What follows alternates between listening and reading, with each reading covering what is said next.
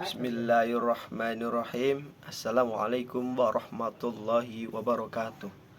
Perkenalkan, nama saya Faisal Nurul Zaman Asfia. Saya berasal dari kelas 3 PAI-E dengan NIM 2241104022006. Pada kesempatan kali ini saya akan membuat video guna memenuhi tugas UAS, tugas akhir berupa video yang membahas mengenai qawaidul fiqhiyah, kaidah-kaidahnya, sejarahnya, dan objek kajiannya. Kemudian yang pertama kita akan bahas yaitu tentang apa itu qawaidul fiqhiyah. Al-qawaid al-fiqhiyah. Pengertian al-qawaid al-fiqhiyah adalah jamak dari kata qaidah atau kaidah. Para ulama mengartikan secara etimologis dan terminologis. Dalam arti bahasa, qaidah atau kaidah bermakna asas, dasar, fondasi, baik dalam arti yang konkret maupun arti yang abstrak. Seperti al-qawaid al-din, yang mana artinya adalah dasar-dasar agama. Kemudian al-qawaid al-ba'id adalah fondasi rumah. Kemudian al-qawaid al-ilm artinya adalah kaidah-kaidah dari ilmu. Kemudian arti ini digunakan dalam Quran surah Al-Baqarah ayat 127 dan Quran surah An-Nahl ayat 26. Dari pengertian yang sudah saya paparkan tersebut, bisa disimpulkan bahwa arti qaidah adalah dasar, asas, ataupun fondasi, tempat yang di atasnya berdiri bangunan. Al-qawaid al-fiqhiyah merupakan rangkaian dari dua kata, yaitu qawaid dan fiqhiyah. Hubungan dari dua kata tersebut adalah ilmu nahwu yang disebut dengan sifat dengan masuf atau na'at dan mau'ud. Maka qawaid fiqhiyah adalah dasar-dasar atau asas-asas yang bertalian dengan masalah-masalah atau jenis-jenis fikih. Setelah kita memahami dan membahas tentang apa itu qawaidul fiqhiyah, baik pengertian secara etimologis dan terminologis, yang selanjutnya yaitu kita akan membahas tentang objek kajian dari qawaidul fiqhiyah. Objek kajian atau pembahasan yang dibahas oleh qawaidul fiqhiyah adalah yang pertama yaitu kaidah-kaidah fikih yang telah dibakukan oleh para ulama. Yang mana yang dimaksud di sini adalah bahwa kajian fikih adalah membahas tentang kaidah-kaidah yang telah disepakati, dibakukan, dan ditetapkan oleh para ulama se-Indonesia. Kemudian objek kajian yang kedua adalah seputar persoalan hukum fikih, yaitu sehubungan dengan dikeluarkannya hukum fikih tersebut dari kaidah-kaidah fikih. Ketika sebuah masalah yang telah ditetapkan dengan menggunakan kaidah fikih kemudian telah menjadi sebuah produk hukum yang disebut fikih, maka hal ini menjadi sebuah objek dalam kajian fikih, sehingga qawaidul fiqhiyah membahas tentang persoalan dalam hukum fikih. Selanjutnya kita akan membahas mengenai manfaat yang kita peroleh ketika kita mempelajari dan mencari informasi tentang apa itu qawaidul fiqhiyah. Manfaat yang kita dapatkan yang pertama yaitu tentunya pasti akan berguna untuk kita semua sebagai umat muslim. Yang pertama yaitu menjadi fondasi dalam berijtihad. Kemudian yang kedua yaitu menerapkan kaidah secara benar. Yang ketiga yaitu memperluas wawasan pemikiran hukum para mujtahid. Yang keempat, menerapkan kaidah-kaidah secara benar. Yang kelima yaitu menghindari taklid yang tidak benar. Manfaat dalam mempelajari qawaidul fiqhiyah tidak hanya 5 tadi itu saja yang sudah saya sebutkan, tapi banyak sekali manfaat yang bisa kita dapatkan. Namun pada kesempatan kali ini saya memberikan 5 contoh untuk manfaat apa yang kita pelajari, yang kita dapatkan ketika kita mempelajari qawaidul fiqhiyah. Selanjutnya kita akan mempelajari bagaimana perkembangan dan bagaimana munculnya, atau kita akan mempelajari sejarah dari munculnya dan berkembangnya dan lahirnya qawaidul fiqhiyah baik di Indonesia maupun di dunia ini. Yang selanjutnya yaitu kita membahas tentang sejarah qawaidul fiqhiyah. Ketika kita membahas sejarah, kita bisa mengungkapkan sejarah awal mula keberadaan qaidul fiqhiyah. Kita bisa melihat dari dua sudut pandang. Yang pertama yaitu dilihat dari secara konten, yang mana melihat dari isi materi pembahasannya. Kemudian yang kedua dilihat dari secara disipliner atau literatur keilmuannya. Yang pertama yaitu secara konten qaidul fiqhiyah muncul bersamaan dengan awal peletakan hukum syara. Hanya saja qaidul fiqhiyah tidak tersusun secara sistematis seperti saat ini. Pada periode ini, qaidul fiqhiyah baru sebatas embrio yang termaktub di balik teks Al-Quran dan hadis. Dalam Al-Quran maupun hadis Nabi Muhammad SAW cukup banyak pola dan praktik yang menunjukkan qaidul fiqhiyah baik secara eksplisit maupun implisit. Kemudian secara eksplisit adalah seluruh redaksi kaidah murni berasal ungkapan nasakh. Dengan demikian, qaidul fiqhiyah sudah ada sejak awal mula persyariatan agama Islam dan dipraktikkan secara langsung oleh Nabi. Dalam literatur sejarah Islam, istilah qaidul fiqhiyah belum ditemukan baik pada masa Nabi maupun para sahabat. Artinya, qaidul fiqhiyah pada masa awal pembentukan hukum Islam dan masa sahabat hanya sebatas realitas tanpa nama. Sedangkan qaidul fiqhiyah secara disiplin ilmu atau disipliner ia terbentuk secara bertahap pada masa tabi'in. Ia muncul setelah disiplin ilmu fikih terbentuk menjadi mazhab dan menjamur di tengah para akademik muslim akhir abad kedua Hijriah dan awal abad ketiga. Formula qaidul fiqhiyah muncul dalam buku karya Abu Yusuf Yaqub bin Ibrahim, wafat pada 182 Hijriah dengan judul Al-Haraj. Kemudian pada generasi selanjutnya banyak ulama mengikutinya seperti Muhammad bin Hasan Asy-Syibani, wafat pada 1809 Hijriah dengan judul buku Al-Aslu. Selanjutnya Muhammad bin Idris Asy-Syifa'i, wafat pada 204 dengan buku berjudul Al-Ulum. Pada masa ini, qaidul fiqhiyah belum terbentuk secara sistematis dikarenakan masih membaur dalam pembahasan fikih secara praktis yang ada dalam kitab karya mereka. Sehingga secara disipliner, formula qaidul fiqhiyah pada masa ini masih dalam kategori embrional atau benih-benih terbentuknya formula qaidul fiqhiyah. Qaid fiqhiyah secara sistematis muncul pada kitab Abu Thahir Muhammad bin Muhammad Ad-Dabas, seorang ulama mazhab Hanafi, dengan jumlah 17 kaidah. 17 kaidah tersebut dikembangkan oleh muridnya bernama Abu Hasan Al-Kahfi, wafat pada 340 Masehi, wafat pada 340 Hijriah, menjadi 37 kaidah dalam bukunya berjudul Al-Usul.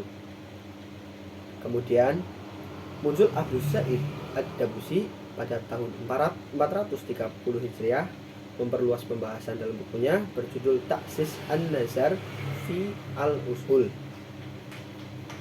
Ulama fikih mazhab Maliki pun ikut meramaikan dalam mensistematiskan kaidah-kaidah fikih sekitar tahun 361 Hijriah. Muncul Abu Abdillah Muhammad bin Haris Al-Hasni Al-Qayrawani dengan bukunya berjudul Al-Usul Al-Fuqiyah. Selanjutnya ada Syekh Syihabuddin Abu Abad Muhammad bin Idris bin Abdurrahman Al-Sanhaji yang membuat karya buku bernama Al-Furuq, dikenal dengan nama Imam Al-Qarafiw, wafat pada 684 Hijriah.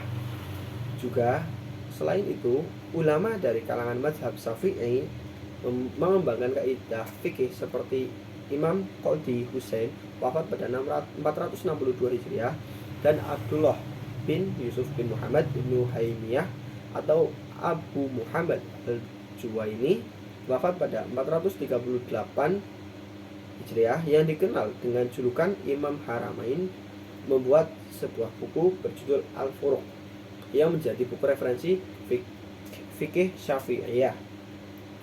Sehingga secara disiplin keilmuan, Qawaidul Fiqhiyah baru terbit sekitar abad ketiga dan keempat Hijriah.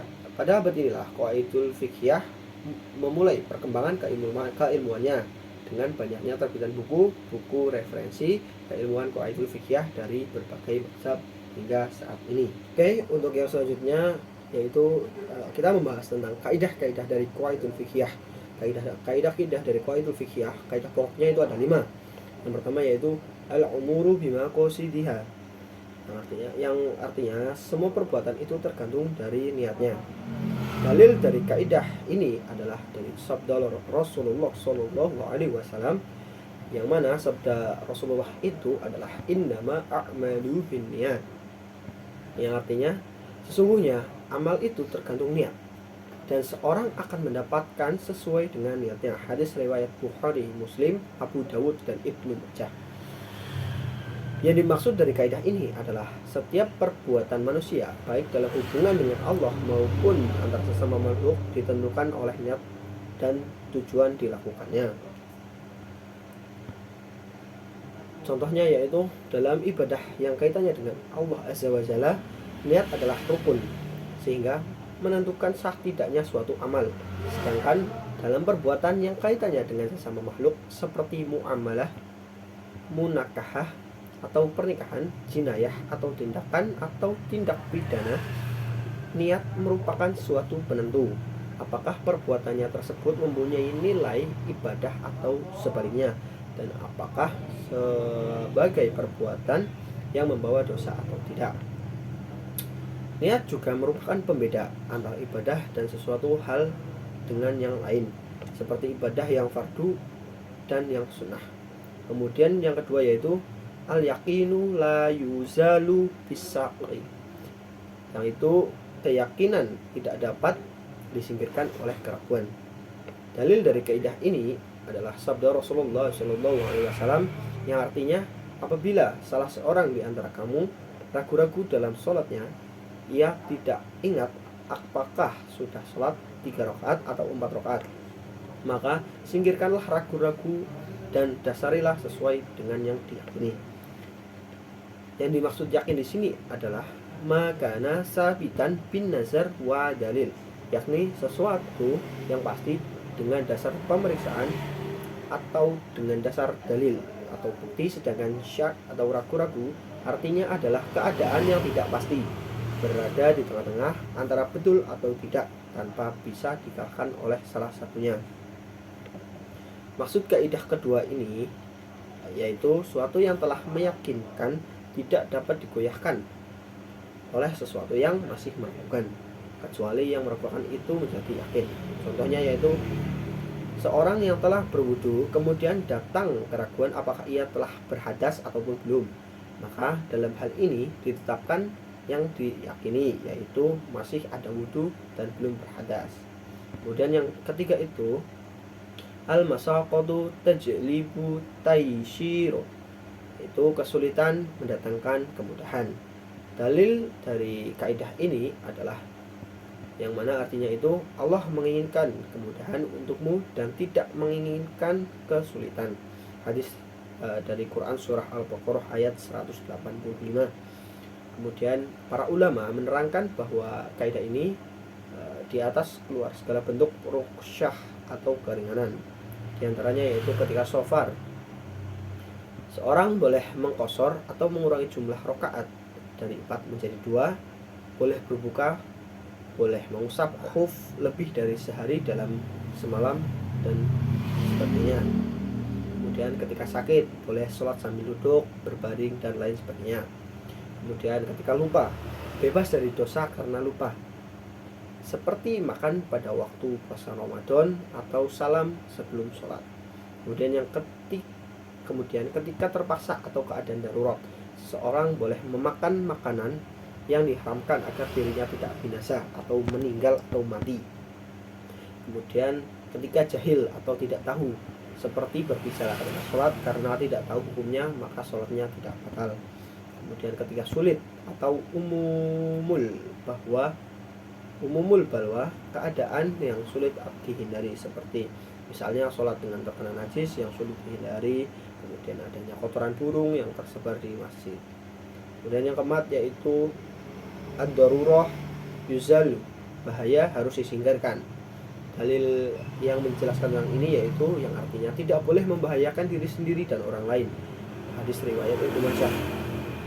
Contoh penerapan kaidah ini dalam masalah muamalah adalah diperbolehkan mengembalikan barang yang telah dibeli jika ternyata barang tersebut itu cacat. Demikian juga transaksi pada jual beli karena terdapat perbedaan yang sifatnya tidak sesuai dengan apa yang telah disepakati sebelumnya.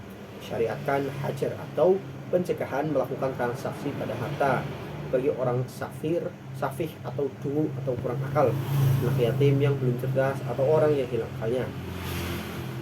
Kemudian yang kelima yaitu adat dan kebiasaan atau al-adatu muhakamu.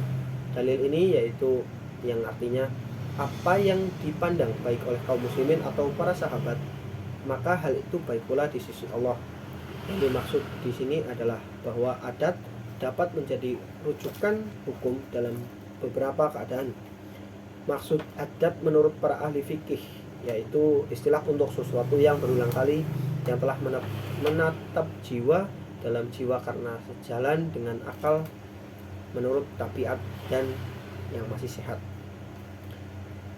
Contoh dari penerapan kaidah ini adalah kaidah tentang usia haid dan balik, batas minimal darah haid dan nifas, lamanya jeda yang bertentangan dengan mualah atau berurutan dalam berwudu, banyak gerakan menurut adat yang dianggap membatalkan sholat dan lain sebagainya.